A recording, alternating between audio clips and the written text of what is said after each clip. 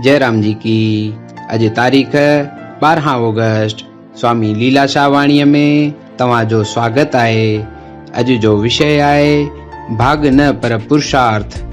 स्वामी लीलाशाह महाराज जिन फरमाइनि था त याद रखो त भाग का चीज कान्हे। तव्हां पंहिंजे पुरुषार्थ ऐं कोशिश सां वॾे में वॾी ख़राब हालत खे बि बदिलाए सघो था। जयराम जी की।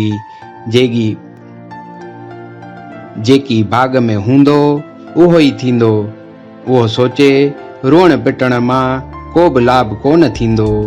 पंहिंजे भाग जा ठाहींदड़ तव्हां खुद आहियो। जयराम जी की। तव्हां नेक मार्ग में कोशिश कंदो त तव्हां मथां परमात्मा जे आशीर्वादनि जी वर्खा थींदी। इन्हीअ करे ना उमेदी छॾे अॻिते वधंदा हलो। जयराम जी की।